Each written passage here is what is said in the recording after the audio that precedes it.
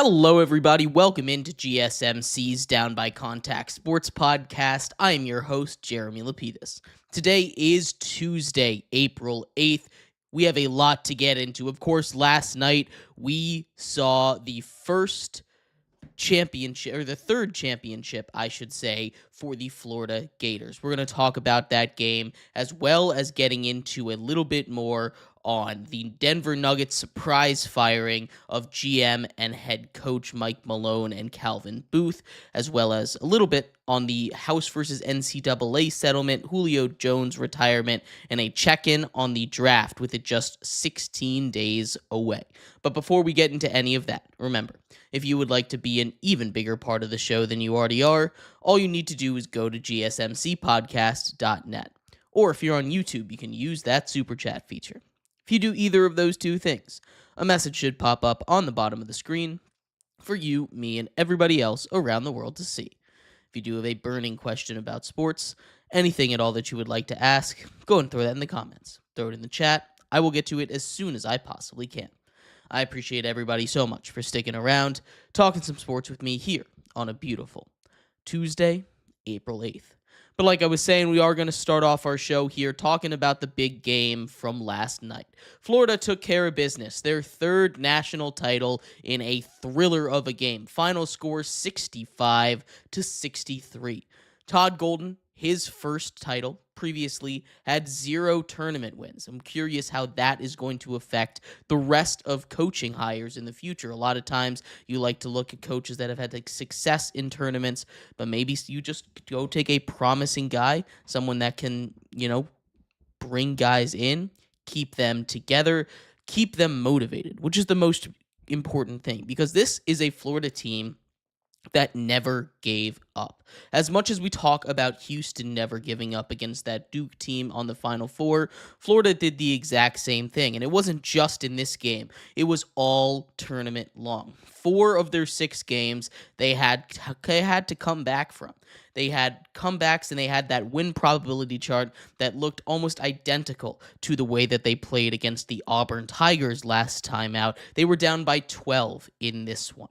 They were down by 12. Houston was dominating them offensively. Defensively, they just shut them down. The defense was incredible from Houston and from Florida really all game long. This is the first win all season long that Florida has had when they scored less than 70 points in a game. For a Florida team that's coming in, scoring around 90 points per game, they get a massive victory, giving them the crown, the national championship crown.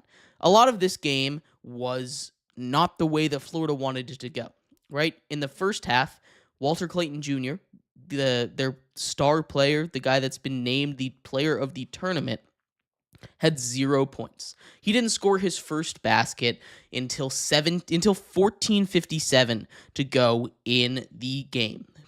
That is over 25 minutes of basketball without your leading scorer, a guy that scored 30 points in back-to-back games in the Elite Eight and the Final Four, a feat that had only been done previously by Larry Bird. This is why they were down for most of it. They were down 12 at one point, which makes it the third largest comeback, tied for the third largest comeback in the final in March Madness Finals history, right? This was a great game. They showed up. They stopped Houston from really shutting this game away, right? They had opportunities. They had a little bit of a struggle from the field. Both teams had trouble shooting. They both had trouble getting what they wanted. There was a couple weird officiating things. There was a goaltending that wasn't called against Florida. Would have given 2 more points to the Cougars, which imagine how that could have gone. But of course, the story of this game is what happened on the final possession. Houston had the ball with 17 seconds to go after a really clutch set of possessions defensively, and on the other side of the ball offensively from the Florida Gators had given them a lead for the first time since it was 8-6 early on in the game. Houston led this game for nearly 39 minutes. Houston had the lead for all but 1 minute and 7 seconds of the game, but that minute and 7 seconds was huge. Houston, off of a timeout, inbounds the ball from the opposite end. They've got 17 seconds. They've got time to call game. You want to get it to the hands of your shooters, right? LJ Cryer led all scorers in this game with 19 points. He was 4 of 10 from 3-point range. Him and Will Richard of Florida were going really back and forth with each other. Their teams were leading scorers respectively. Richard putting up 18 points on 4 of 7 from 3, adding 8 rebounds of his own. But LJ Cryer didn't get the ball for the final shot. Instead, it went to Emmanuel Sharp. Emmanuel Sharp, who also, like Cryer, is an excellent three-point shooter. He was 1 for 7 in the game from three-point range, finished with 8 points overall. He, unfortunately, got caught by that Florida defense. Coming off of a double screen, he looked like it was open. He was looking to put up the shot, changes his mind at the last second. Unfortunately, he had already jumped. The ball, of course, then hits the floor. He can't touch it. He's trying to signal to his team to get it, and Alex Condon, the big man from Florida, the 7-footer out of Australia, comes up with a huge steal. Obviously, a brutal way for this game to end, but it kind of was what you expect. It's March Madness, right? March Madness, there is nothing that you can expect to go right. And we have seen now 3 straight games in the Final Four, 2 straight games, I should say, that have come down to the last possession. Duke, Houston, now Houston, Florida in the finals. Florida continues the trend. When we were doing our eliminations at the beginning of this, they were one of those 5 teams that could have possibly won it. Houston was not, because Houston was not in the top 12 of the Week 6 AP poll. But this was a really good game, right? Houston did not get what they wanted out of it. Of course, they've now been to 7 Final Fours without winning a championship, the most out of any program in college basketball. They just couldn't make a shot down the stretch.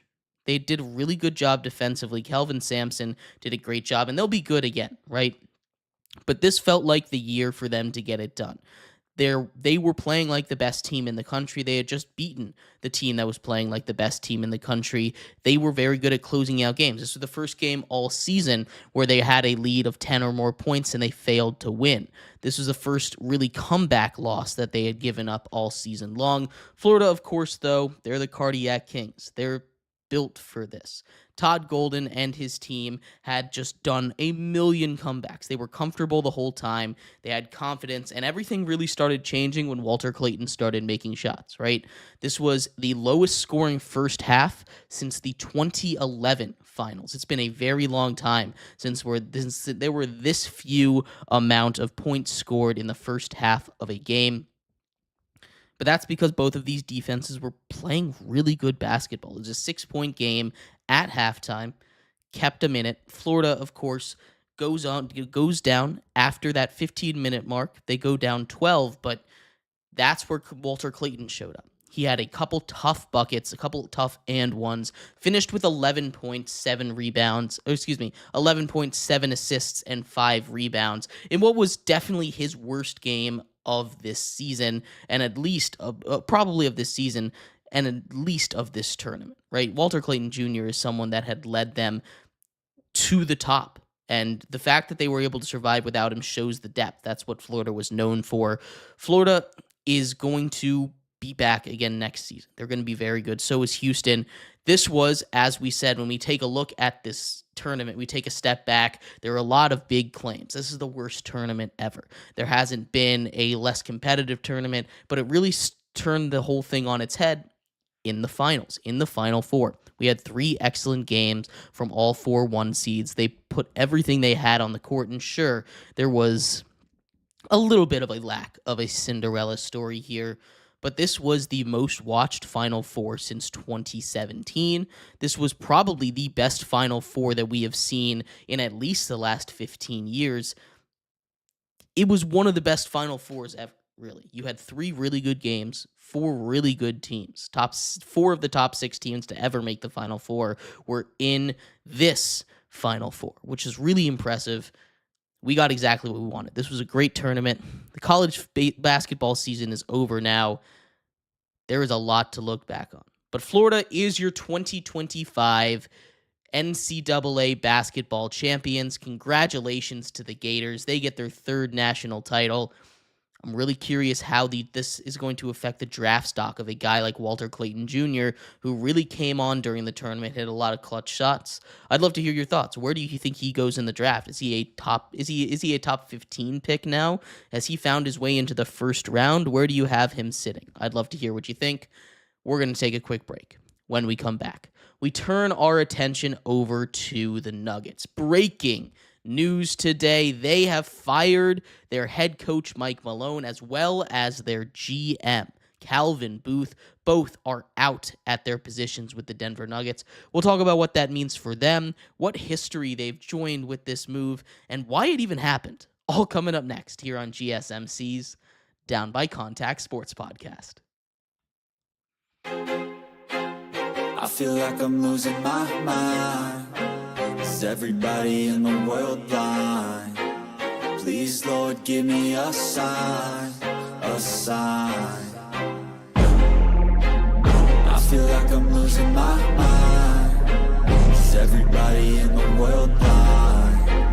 Please, Lord, give me a sign, a sign. I wanna be the greatest. Everybody on the fake shit. I look around and feel like everybody is the fakest. I make this every day and I'm impatient, hoping one day I blow up from the basement. Statement, the top is so vacant. I don't hear shit that I think is amazing. Waiting for my day when I'm playing sold out shows for 1,000 faces. Hey, give me that crown, get in my way and to be put down. It ain't your place, all this my town. If I want that shit, then I'll get it right now.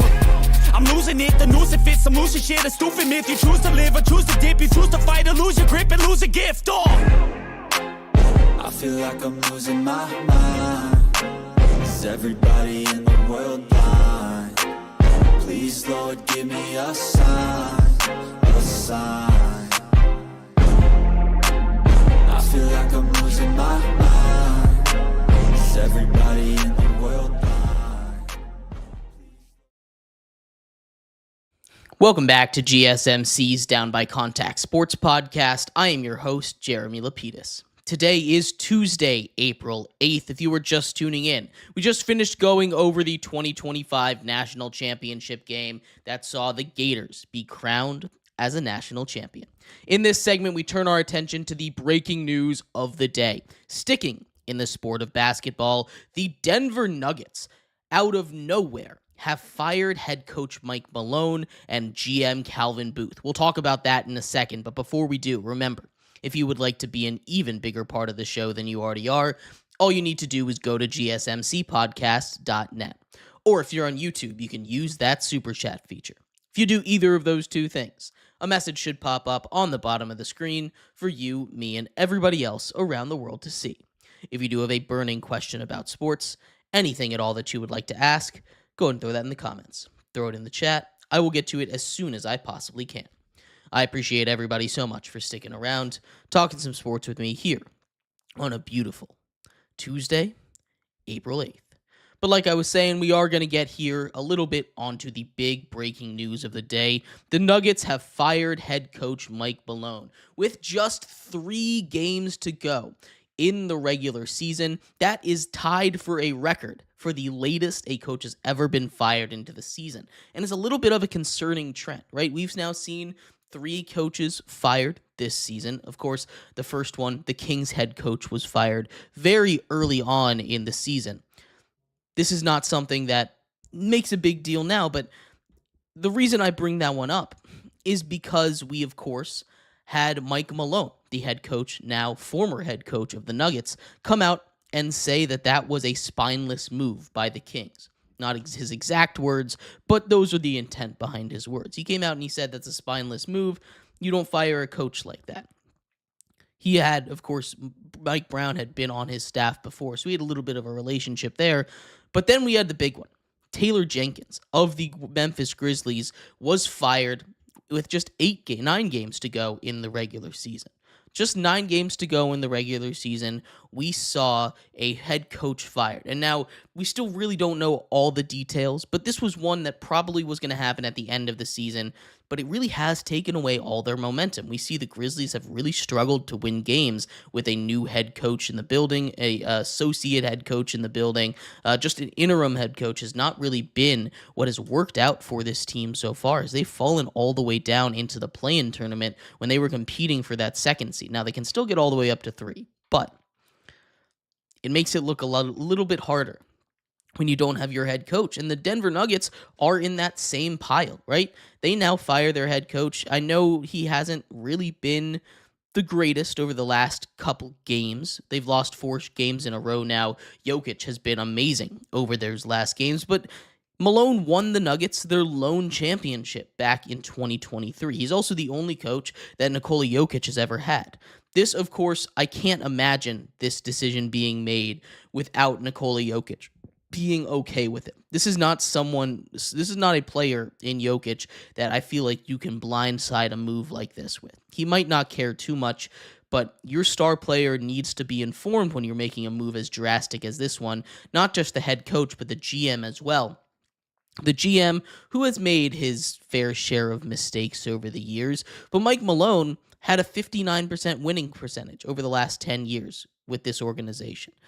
Again, he was a championship coach. Now 4 of the last 6 coaches that won an NBA championship are no longer employed by the team that they won the championship with. It has not been a good time to win a championship. Mike Malone ousted is shocking news. Now, there have been clips resurfacing of him coming out and basically saying his players don't watch film, saying that, this isn't a great... saying that his players aren't really trying that hard, which is not something you want to say publicly, but to me, to fire him at the end of the season as you're getting prepared for playoffs, that just doesn't make a lot of sense to me either. I do understand you want to move off of him, but for a team that is really trying to make a postseason push, for a team that is really trying to be a championship level team around Nikola Jokic while they still can, this is a move that just stinks of a huge mistake, right?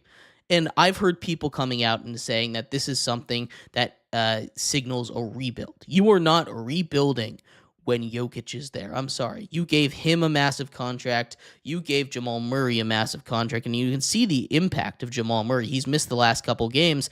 Without him running that 2-man game with Jokic, this is a team that just barely is not good enough to win games.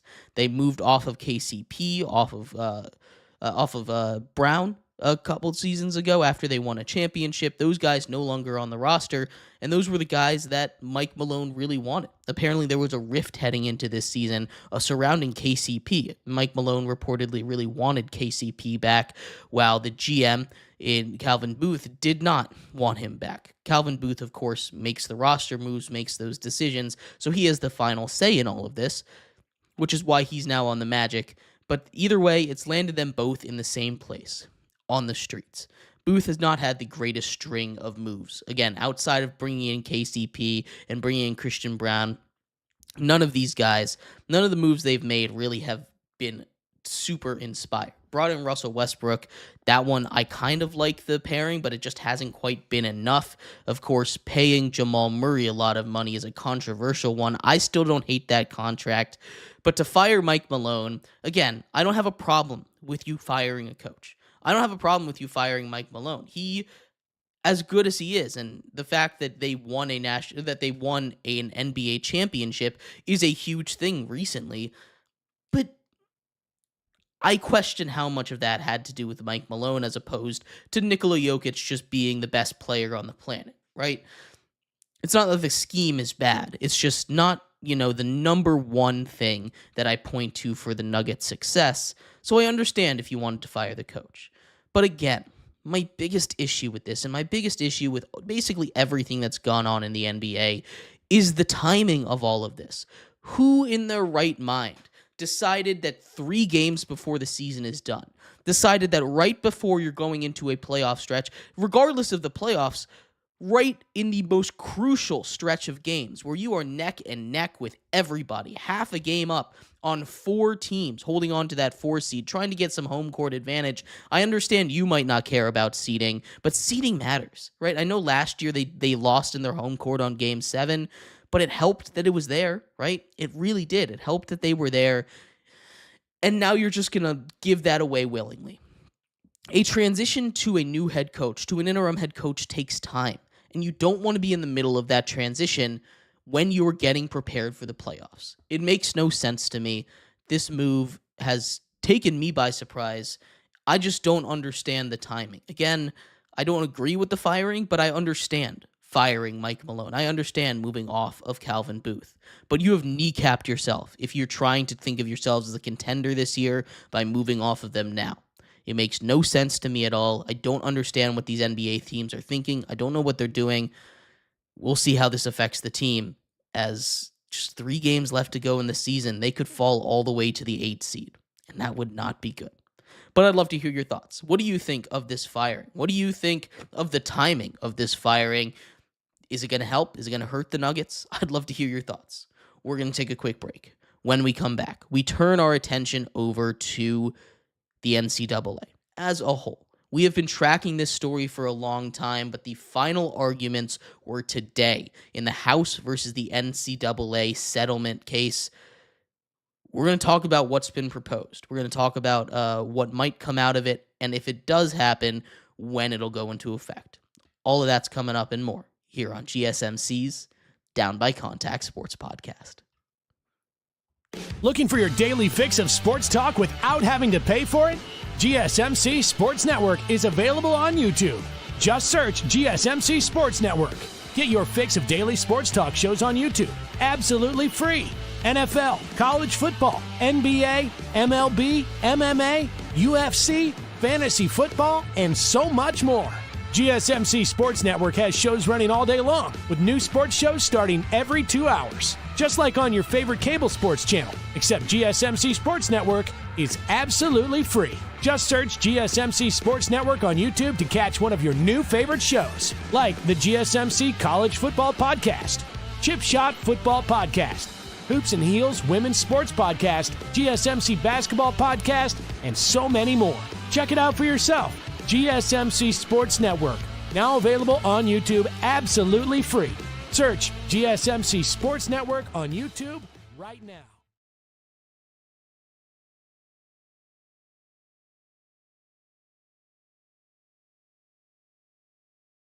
For the best and latest podcasts available anywhere, go to the podcast app on your cell phone and type in GSMC to access free content-rich podcasts on health and wellness, book reviews, sports, entertainment, relationships, social media, movies, technology, finance, and even weird news. Subscribe and download the GSMC Podcast Network's family of shows, available everywhere podcasts are found.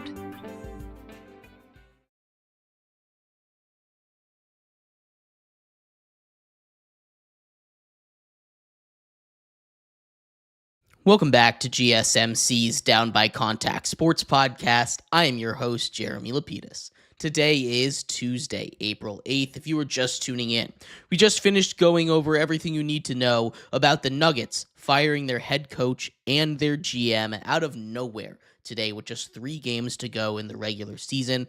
In this segment, we turn our attention over to a proposed settlement between the NCAA and the House in one of the biggest pieces of news that could shake the foundation of the NCAA right now. But before we do, remember, if you would like to be an even bigger part of the show than you already are, all you need to do is go to gsmcpodcast.net. Or if you're on YouTube, you can use that super chat feature. If you do either of those 2 things, a message should pop up on the bottom of the screen for you, me, and everybody else around the world to see. If you do have a burning question about sports, anything at all that you would like to ask, go ahead and throw that in the comments. Throw it in the chat. I will get to it as soon as I possibly can. I appreciate everybody so much for sticking around, talking some sports with me here on a beautiful Tuesday, April 8th. But like I was saying, we are going to get a little bit here into what's going on in the House versus NCAA suit. They had their final arguments today. Nothing has quite come out about what was said in there that at least I have seen so far, but I have seen a couple proposals and things that could have come out of it.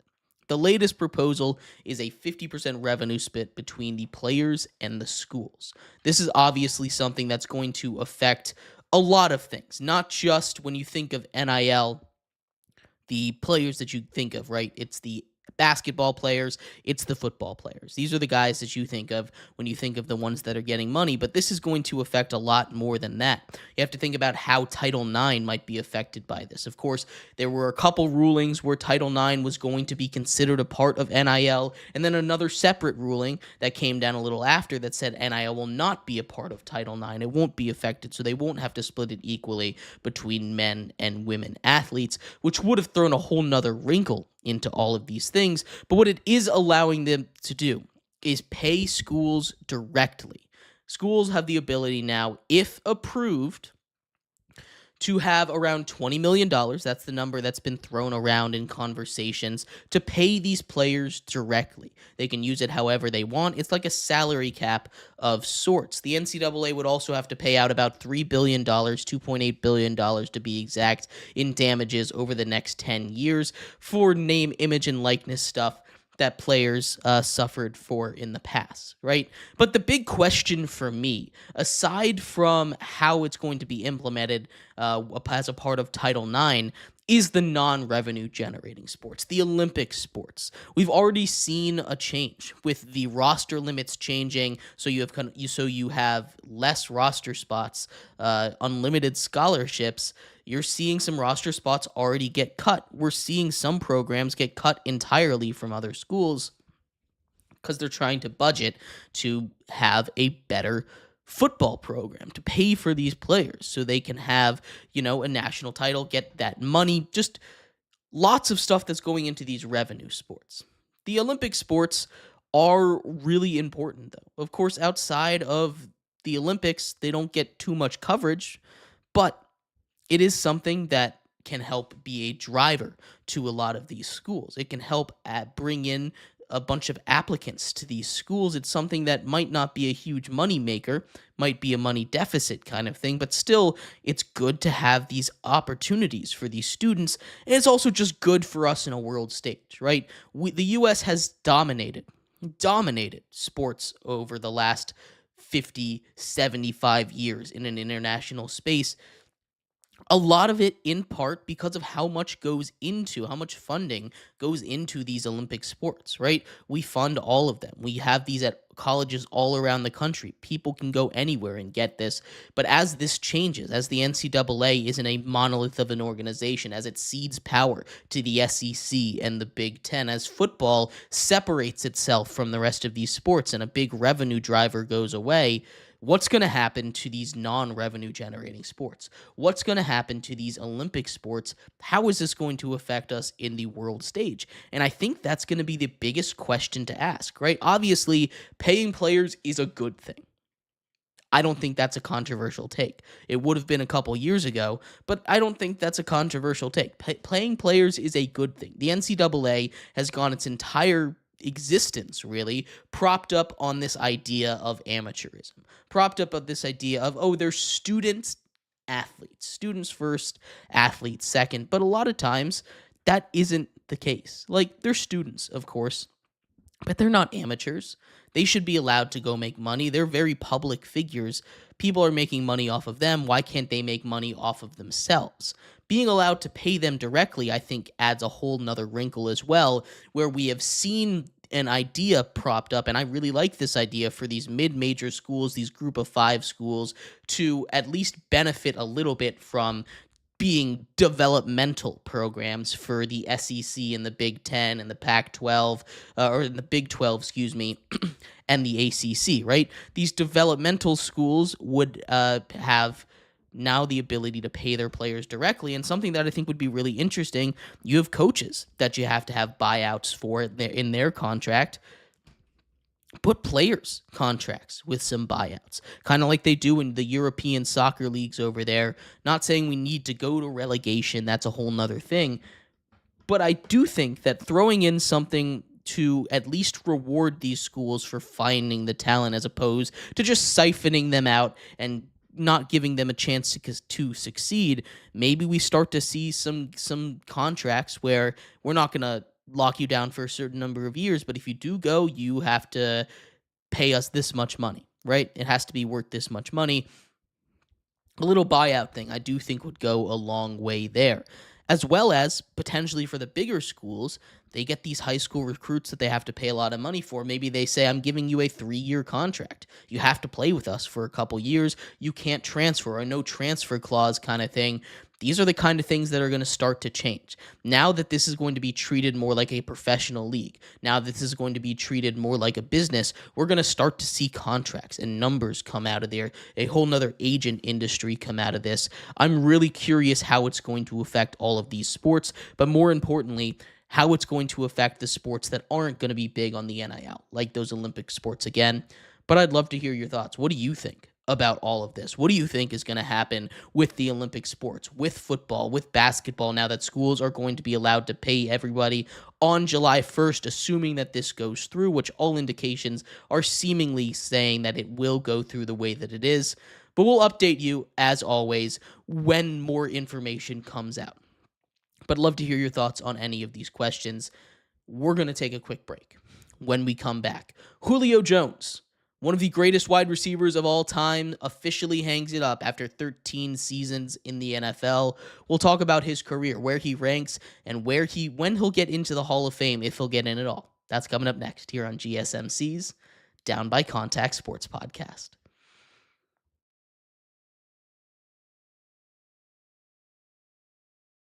For the best and latest podcasts available anywhere, go to the podcast app on your cell phone and type in GSMC to access free content-rich podcasts on health and wellness, book reviews, sports, entertainment, relationships, social media, movies, technology, finance, and even weird news. Subscribe and download the GSMC Podcast Network's family of shows, available everywhere podcasts are found.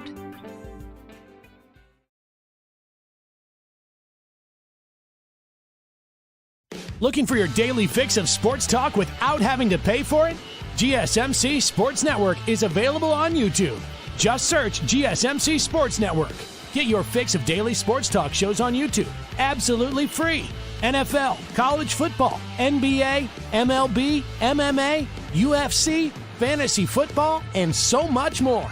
GSMC Sports Network has shows running all day long, with new sports shows starting every 2 hours. Just like on your favorite cable sports channel, except GSMC Sports Network is absolutely free. Just search GSMC Sports Network on YouTube to catch one of your new favorite shows, like the GSMC College Football Podcast, Chip Shot Football Podcast, Hoops and Heels Women's Sports Podcast, GSMC Basketball Podcast, and so many more. Check it out for yourself. GSMC Sports Network, now available on YouTube absolutely free.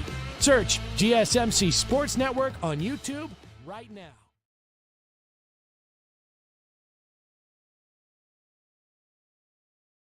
Welcome back to GSMC's Down by Contact Sports Podcast. I'm your host, Jeremy Lapidus. Today is Tuesday, April 8th, if you were just tuning in.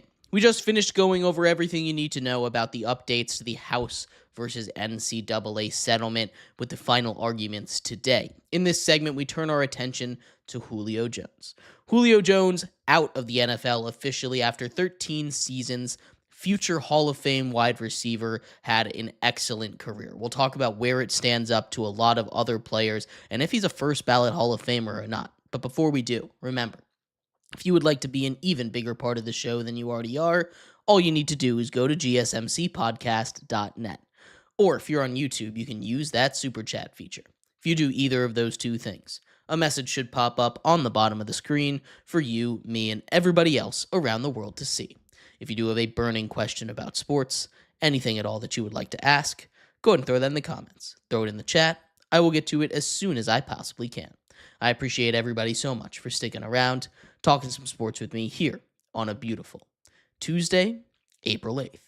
But like I was saying, we are going to get a little bit here into what's going on with Julio Jones. Julio Jones, of course, hangs up his cleats after 13 seasons in the NFL.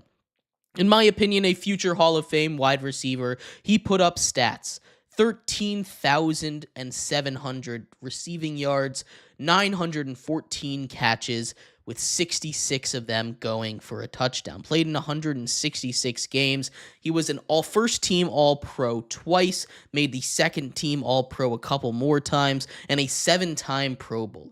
He led the entire league in receiving yards twice, with his career high being over 1,800 yards in one single season.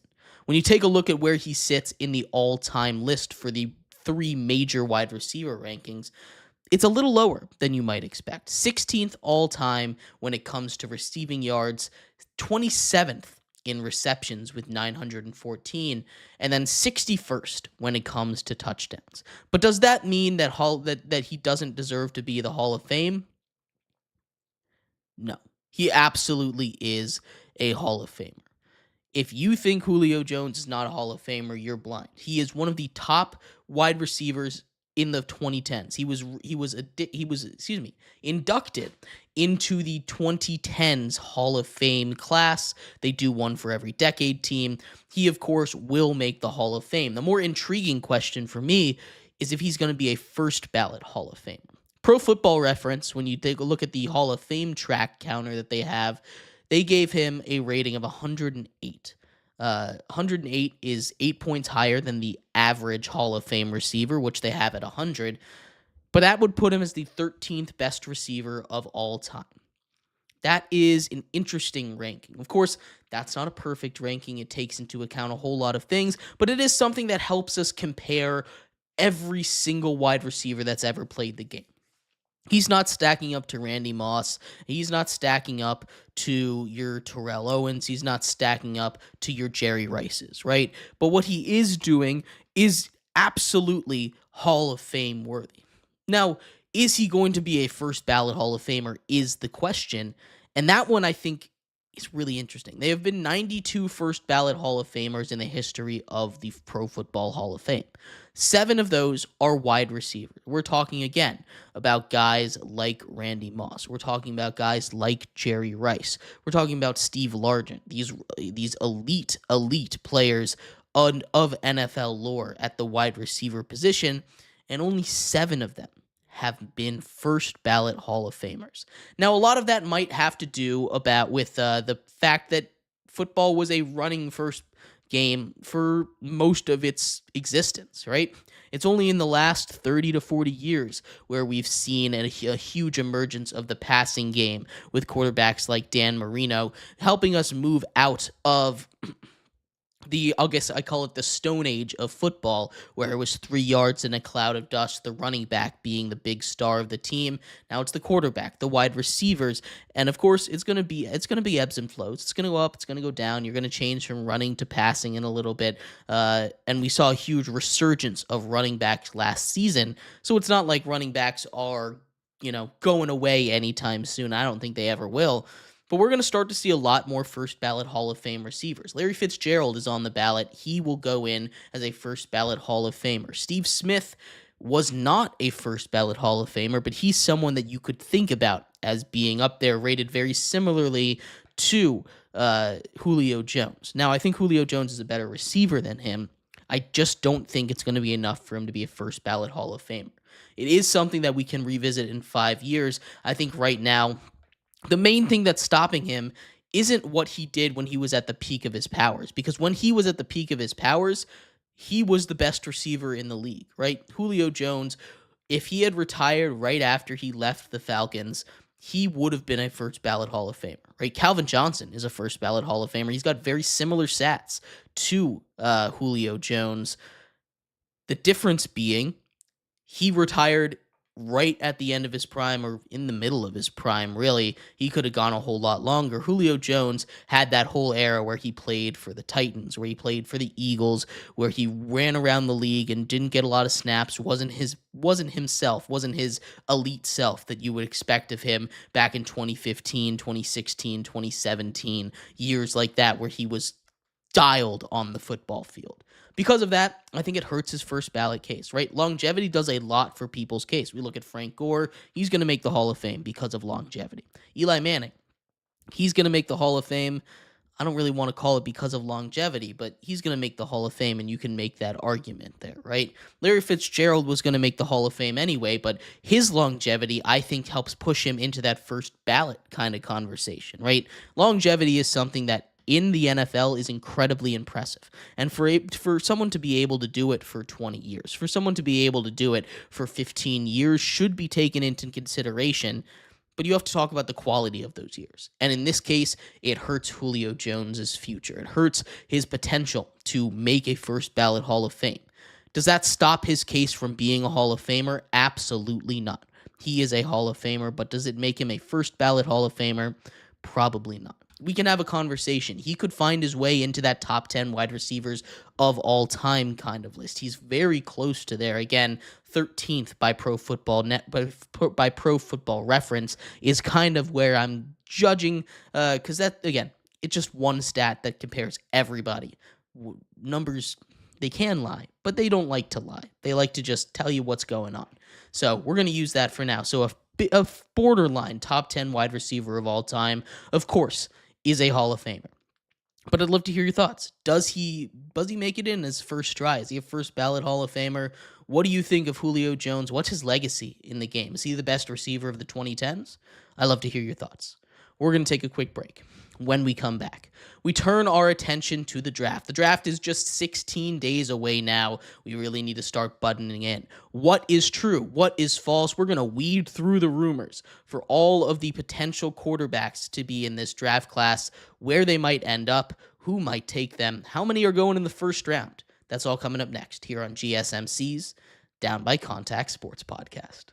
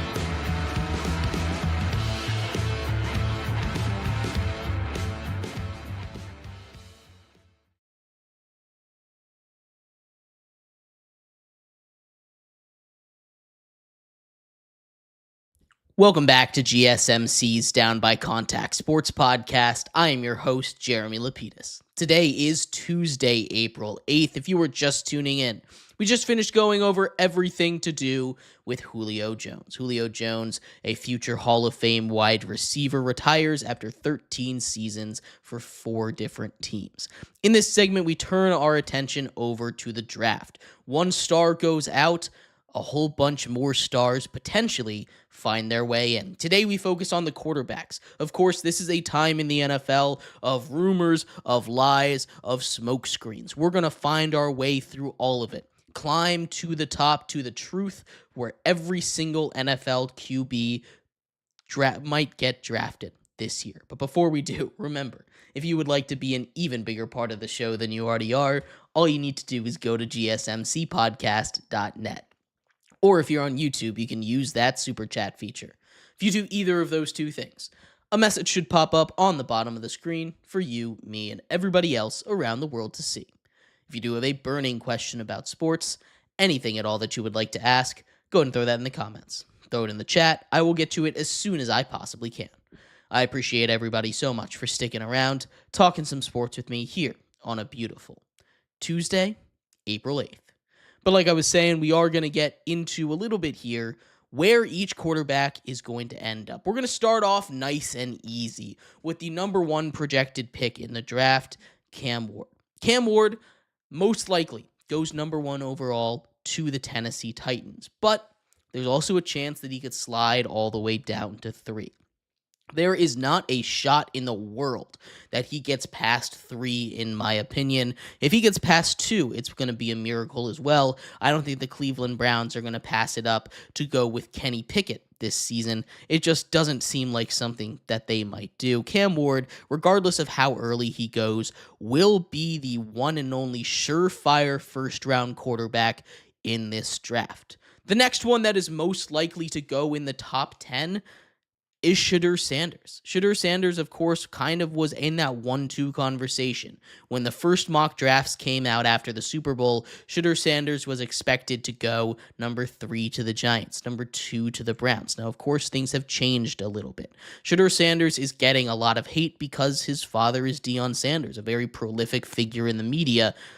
He doesn't deserve it. One of the biggest knock on Shedeur Sanders is the fact that he has a big personality, basically. And everything I've seen of the kid, everything I've seen in interviews, and the way he's handled himself has been amazing. I have no concerns about him, how he's going to handle himself. Shedeur Sanders, though, is not a guarantee to go in the first round. He could go as high as number 2. But again, he could also fall out of the first round. There are rumors of him connecting him to the New York Giants at 3. There are rumors connecting him to the Saints at pick number 9. There are rumors connecting him to the Steelers at 21. There are rumors connecting him all over the first round, but there's also a rumor that he could fall out of the first round. Now, personally, I don't think he falls out of the first round. In fact, I think he's more likely to go in the top 10 than he is to fall out of the first round. But as we get closer to the draft and the smoke screens start to clear out, we get a clearer picture of this. Shedeur Sanders is a really interesting one, and one that could have a ripple effect throughout the rest of the draft. And that is because there's a couple other interesting quarterbacks. Early on in the draft class, it seemed like there was only going to be 2 quarterbacks playing or that will be drafted in the first round. Of course, quarterbacks rise, their stock rises and falls like nobody's business during this whole process, right? There's all of these, this guy could go in the first round. We had a little bit of the Tyler Show from Louisville hype in the first round. That one, I think, is ridiculous. That has gone away a little bit.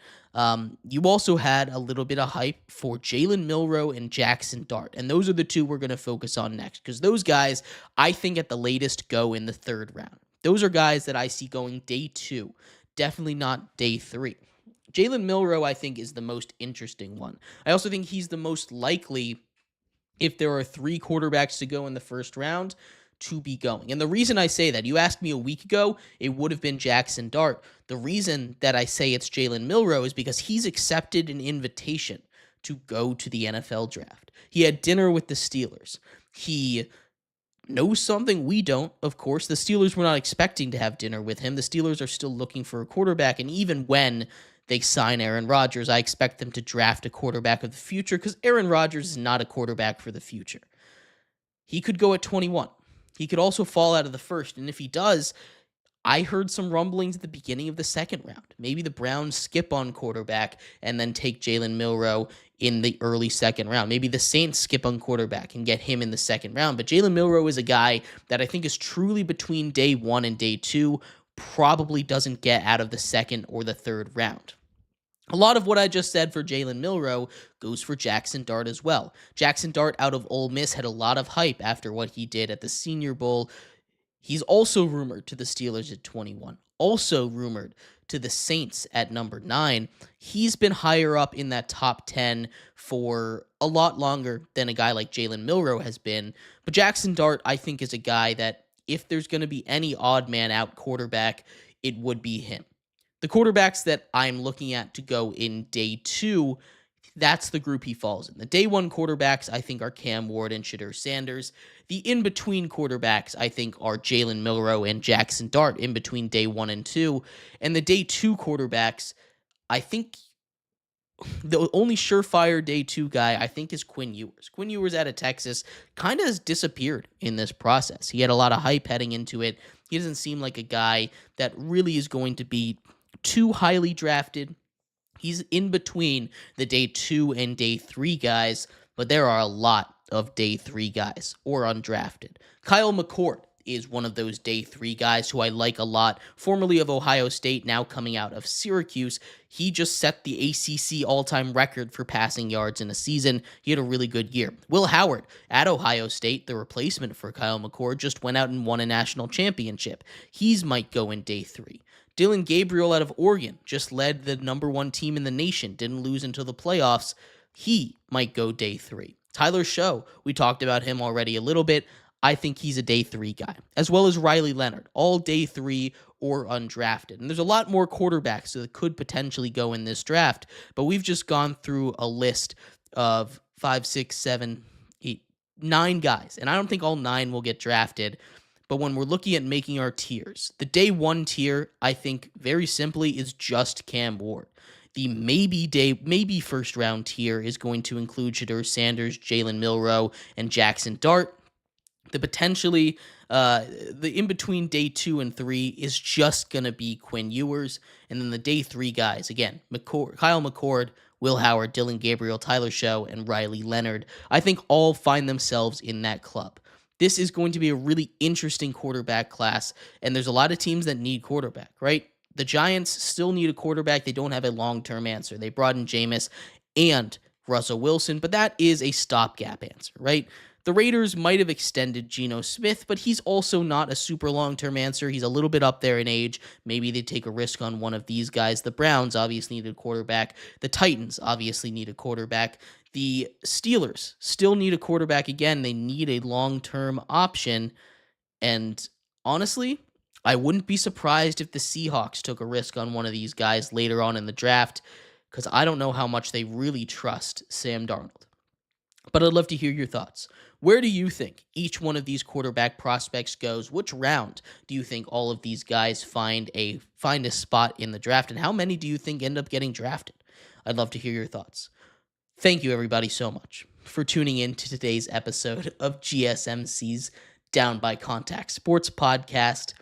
I have been your host, Jeremy Lapidus. We will be back tomorrow. As always, every single Wednesday, we'll be doing our NBA Power Rankings, the final one before the end of the regular season on Sunday, as well as every other major event from around the world of sports. The Dodgers in danger of dropping yet another one, in danger of losing 4 in a row.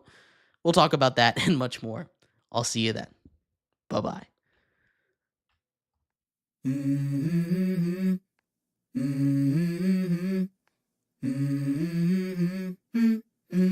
Let's go. I wake up to a little bit of drool on my pillow, feel like it's gonna be a bad day. Yeah, I'm tired of shit, and the coffee ain't hit yet, damn, ain't that great. I don't wanna go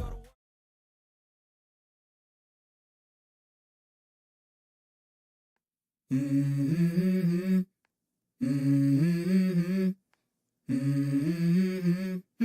Let's go. I wake up to a little bit of drool on my pillow, feel like it's gonna be a bad day. Yeah, I'm tired of shit, and the coffee ain't hit yet, damn, ain't that great.